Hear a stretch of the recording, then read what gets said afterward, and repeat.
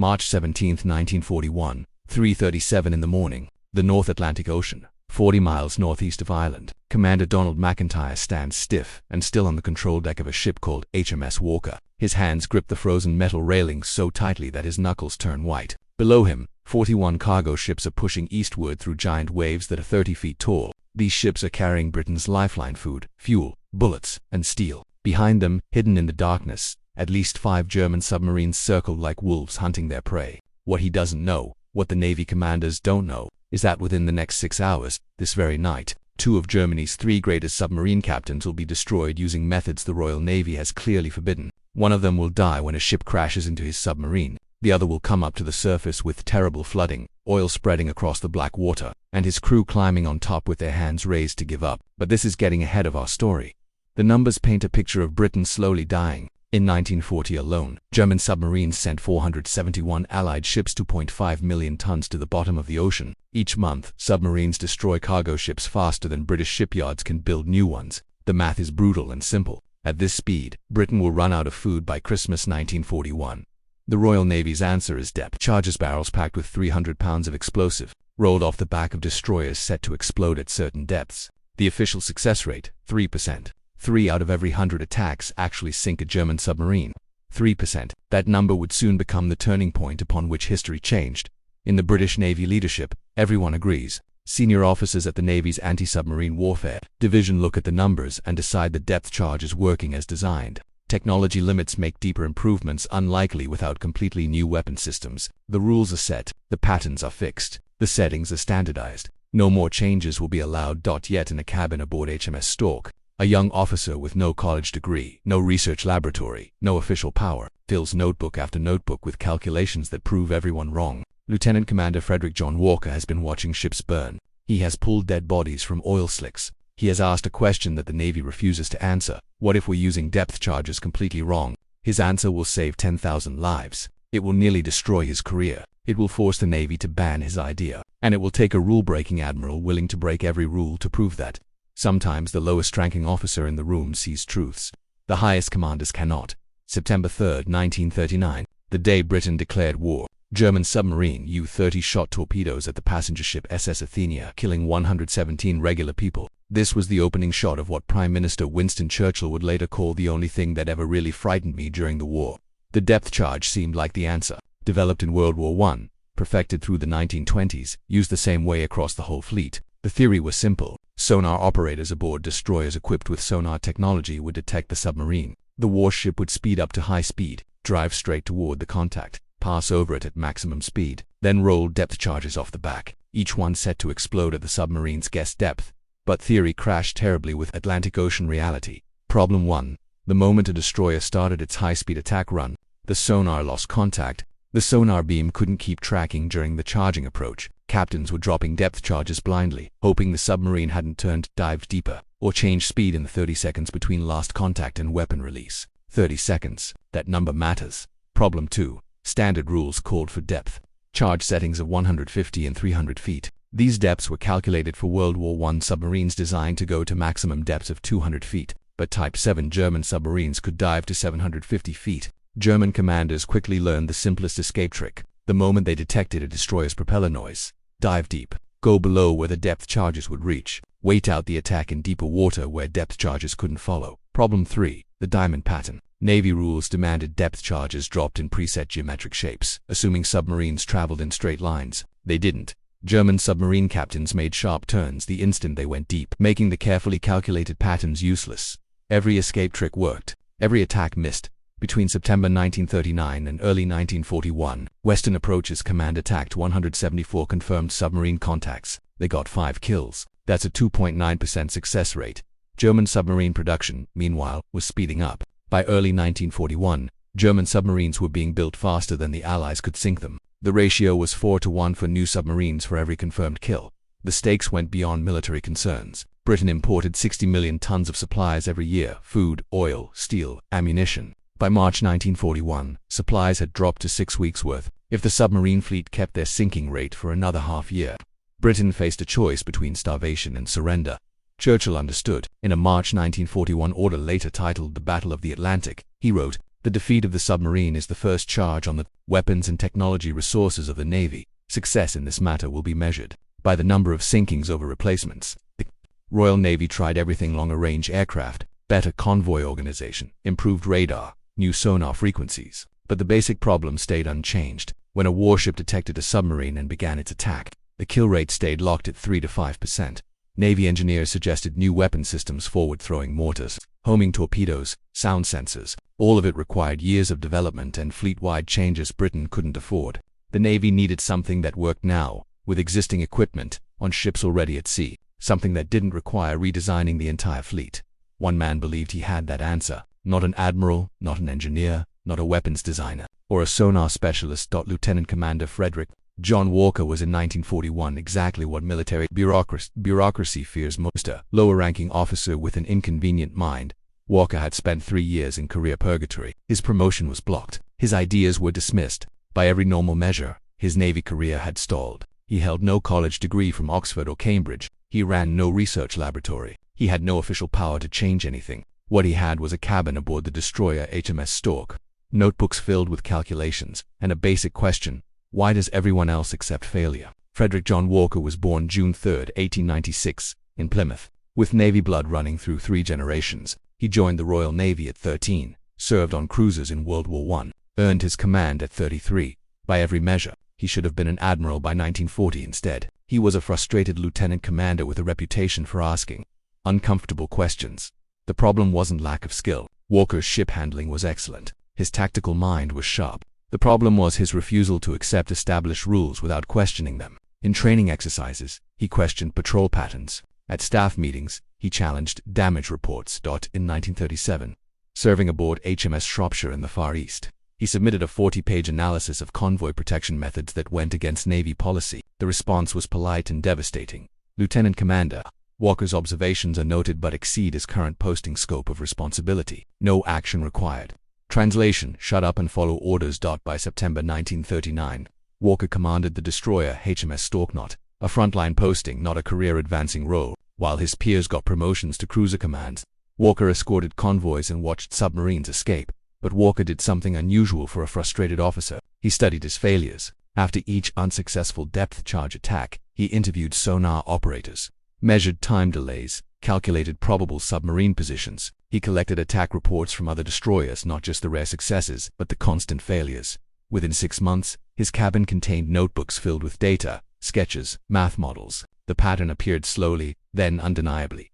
December 1940, North Atlantic. HMS Volunteer attacks a submarine contact, releases 10 depth charges. No result. Walker reviews the tracking chart that night. The sonar operator lost contact 400 yards before weapon release. Standard procedure called for keeping course and speed, but the submarine didn't keep course. It turned 90 degrees and dove deep the instant it detected the destroyer's approach. Walker did the math. A Type 7 submarine traveling at 6 knots underwater, making a 90-degree turn, covers 200 yards in exactly 30 seconds. That's exactly the blind time between sonar loss and depth charge release. The standard diamond pattern covered a circle 150 feet across. The actual chance of a submarine staying in that circle after escape maneuvers, less than 10%. The solution seemed obvious to Walker, though no one else could see it. January 1941, Walker submitted a proposal to Western Approaches Command. His idea: split escort groups into teams. One ship keeps slow-speed sonar contact from a distance, tracking the submarine's actual movements, radioing continuous position updates. A second ship makes the attack run, dropping depth charges not in preset patterns, but based on real-time corrections.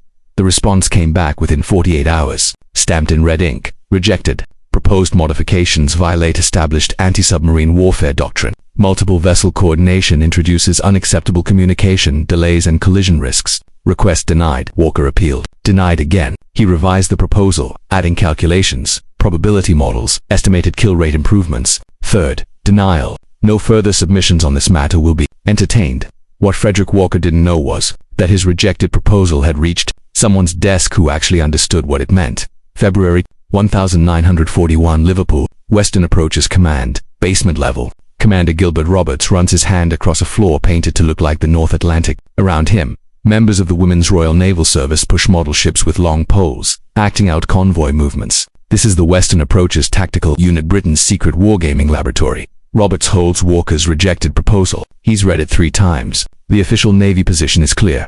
Rules exist for a reason. Individual commanders cannot make tactical changes without central approval. But Robert sees something else in Walker's numbers, a pattern of careful thinking, matching his own operational analysis. Robert sets up a test. Over the next week, the unit runs 47 pretend attacks using standard doctrine versus Walker's modification. Standard method 4% kill rate, Walker's method 11% kill rate. Roberts takes the results to Admiral Sir Percy Noble, Commander-in-Chief of Western Approaches. Noble's response is immediate. If this works, why isn't Walker using it? Because, sir, the Navy forbade him to. Noble stares at the test results. This says we could triple our kill rate at minimum. What happens next breaks every rule of Navy chain of command. Noble doesn't submit Walker's idea through official channels for review. He doesn't call a committee or request more studies. On February 28, 1941, he issues a private memo directly to escort group commanders. Commanding officers are allowed to develop and use tactical changes in anti-submarine warfare at their own judgment without requiring prior Navy approval. It's a bureaucratic endrung giving captains permission to ignore the rules without officially changing the rules. Walker received the memo on March 3, 1941. It immediately begins experimenting, not with a two-ship system requiring complex coordination, but with something simpler. Depth charge settings.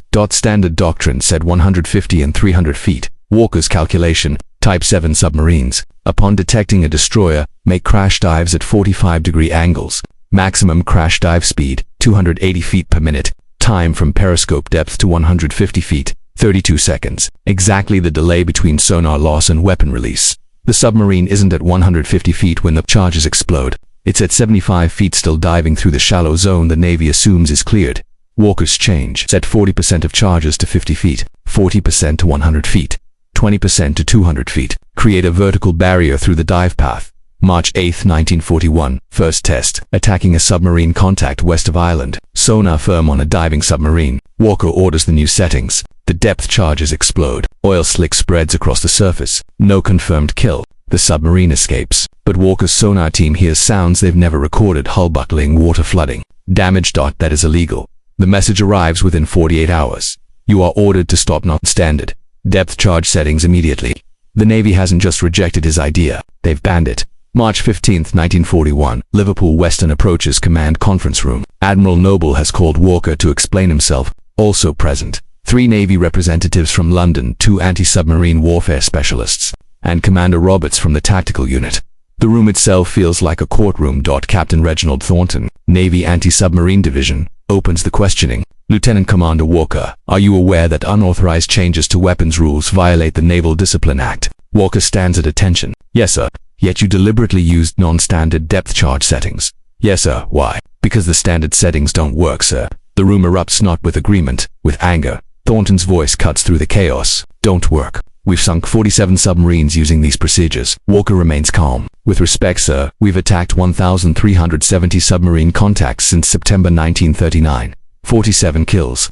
Represents a 2.6% success rate. The submarines are diving below safe depths, which is exactly why shallow settings are necessary, sir. Walker pulls out his notebook. Type 7 submarines make crash dives at 280 feet per minute. Our sonar loses contact 30 seconds before weapon release. During those 30 seconds, the submarine travels through depths between 50 and 150 feet, exactly the zone our current settings miss. Commander Stevens, weapons specialist, interrupts. Your change puts depth charges in the surface layer where our own propellers operate. You're risking the attacking ship. Walker doesn't hesitate. The charges explode 200 yards off the back, sir. Our propellers are forward and 15 feet below the waterline. There's no intersection risk if we keep standard attack speed. You can't know that without controlled testing. I've conducted 11 attacks using the modified settings, sir. HMS Stork has taken 0 damage, but we've recorded pressure hull buckling on 6 occasions, sounds we never heard using standard doctrine. Thornton stands, his patience gone. This is exactly the problem. Individual commanders using personal theories creates chaos. Doctrine exists for uniformity, for coordination across the fleet. If every captain invents his own tactics, how do we keep operational unity? Roberts speaks for the first time. Captain Thornton, the tactical unit has run extensive simulations of Commander Walker's changes. The projected kill rate improvement is 278%. Silence settles, 278%. Noble repeats. Yes, sir. If Walker's analysis is correct, and submarines spend the first 30 seconds of crash dives between 50 and 150 feet, then setting charges to cover that zone creates a far higher chance of success. Thornton cuts him off. Simulations aren't combat. These improvements haven't been tested under controlled conditions. The Commander-in-Chief cannot authorize fleet-wide use based on one officer's hunches. Walker's response is quiet. Then let me continue testing. Give me 6 months, sir. Let me use the changes in actual combat conditions. If the kill rate doesn't improve, I'll accept whatever punishment the Navy thinks is appropriate. But if it works, if we can actually start sinking submarines, how many merchant sailors will die while we're running controlled tests? Thornton's face reddens. That's emotionally manipulative.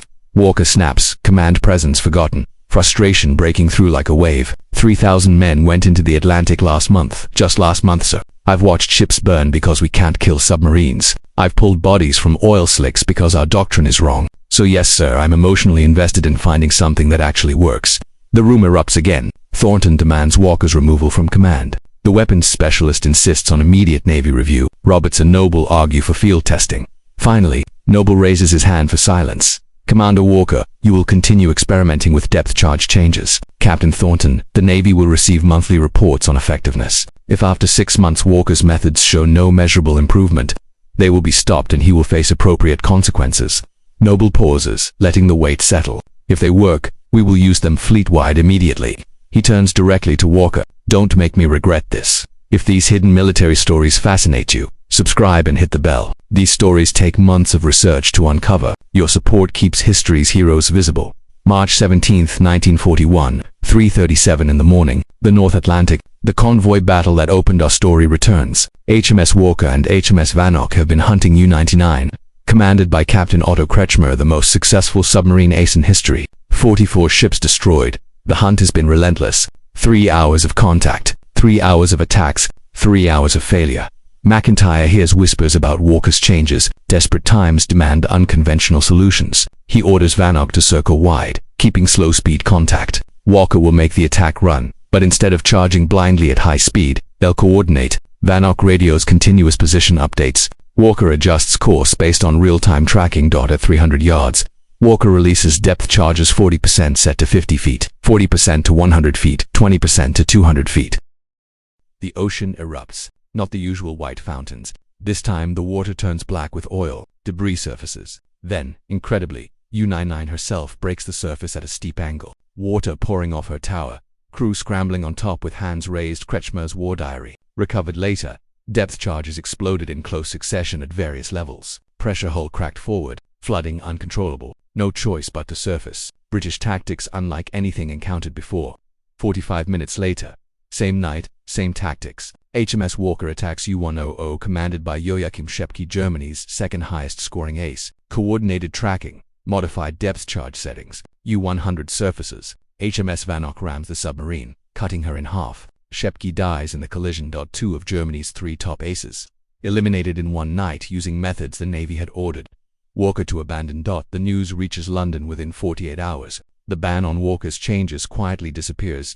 April through December 1941, field testing phase. Walker doesn't merely use his new settings. He obsessively refines them. After each attack, he interviews crews, reviews sonar tapes, calculates blast effects. His notebooks fill with density equations, shockwave spread models, probability matrices. May 1941, HMS Rochester attacks U-47 using Walker's methods. The first depth charge pattern forces the submarine to surface. Damaged, confirmed kill. The success rate, 1 for 1. June 1941, Hum's Gladiolus attacks 3 submarine contacts using standard doctrine. No kills. The captain switches to Walker's modified settings for a 4th contact. The submarine surfaces with terrible flooding. Kill confirmed. July 1941, Western approaches. Command issues Tactical Memo 114. All escort commanders are allowed to use variable depth charge settings as tactical situation warrants. The Navy hasn't officially approved the changes. They've simply stopped banning them. The numbers tell the story. 1,940, 334. Submarine attacks by Royal Navy escorts. 11 confirmed kills. Kill rate, 3.3%. 1941. January through March pre-modification. 147 attacks. 5 kills. Kill rate, 3.4%. 1941. April through December post-modification. 289 attacks. 22 kills. Kill rate, 7.6%. Walker's changes more than doubled the effectiveness of existing weapons. June 1943, Walker, now a captain commanding the 2nd support group aboard HMS Starling, perfects something even more revolutionary: the creeping attack. The method requires 2 ships. Ship 1 keeps slow-speed sonar contact, tracking every movement. Ship 2, engines silenced, moves at bare steering speed, creeping toward the target, guided by radio directions. The submarine never hears the attack until depth charges surround its position with nowhere to run. June 24, 1943, Bay of Biscay. Walker's group detects U-119. Standard attack would fail. The submarine immediately dives deep, begins escape maneuvers. But HMS Kite keeps distant tracking while Starling creeps forward. Silent as death. Release point. Immediate underwater explosion. Surface debris including clothing and wood fragments. Heavy oil slick about 400 yards across. Submarine destroyed. Confirmed kill. First operational use of the creeping attack. Over the next 11 months. Walker's second support group sinks 6 more submarines using these methods. Other escort groups adopt the tactics. By early 1944, the Walker method becomes standard procedure across the fleet. German reaction came slowly, then with growing alarm. From Admiral Karl Dönitz's War Diary, May 1943, recent submarine losses indicate Allied depth charge tactics have evolved significantly. Boats report charges exploding at multiple depths at once, preventing escape diving. Commander reports coordination between surface vessels suggest information sharing beyond our tactical models. Current evasion rules may be inadequate. July 1943, intercepted message from Submarine Command to all boats at sea. Urgent. British destroyers using new attack patterns. Normal crash dive no longer effective. Upon detection, make immediate deep dive to maximum safe depth. Stay silent. Minimum 45 minutes. Multiple depth settings confirmed. Shallow evasion compromised. The Germans had figured it out. Walker's changes had forced them to abandon their main tactical advantage, shallow depth evasion, and retreat to depths where they lost maneuverability, speed, and attack capability. March 15, 1944. HMS Starling and 2nd Support Group escort convoy HX-2806 submarines attack. Walker's group attacks 19 separate contacts over 36 hours. 2 submarines sunk, 1 badly damaged and forced to stop patrol. Not a single merchant ship lost. Convoy commodores report.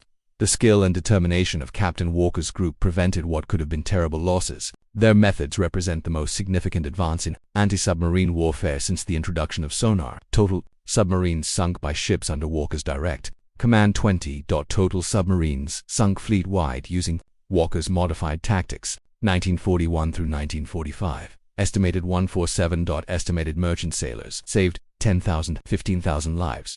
A surviving crew member from HMS Starling. Interviewed decades later. Because of Captain Walker we came home. Not all of us, but most of us. That's everything. If you found value in this story, join our community. Subscribe, share this video, and hit the bell. Your engagement determines what histories we uncover next. These stories deserve to be told. July 9, 1944. Liverpool Naval Hospital. Captain Frederick John Walker, 48 years old, dies of a brain blood clot, medical terminology for exhaustion-induced stroke. He'd spent 18 months at sea with minimal rest, driving himself relentlessly through every patrol, every hunt, every kill. His crew would later say he seemed possessed, as if he was personally fighting every submarine in the Atlantic. At his funeral, his crew carries the casket. Thousands lined the streets of Liverpool. Prime Minister Winston Churchill sends a telegram. Captain Walker was one of the outstanding commanders in the Battle of the Atlantic. His record of submarines destroyed is unequaled. The Royal Navy has lost one of its most brilliant officers, but Walker received none of this recognition while alive. Despite his ideas, despite 20 confirmed kills, despite saving thousands of lives, he never received a knighthood, never became an admiral, never commanded anything larger than an escort group. Why? The official records remain carefully silent. But Navy historians note Walker's career stalled exactly when he began questioning doctrine. The Navy could use his methods, they couldn't forgive his rule-breaking.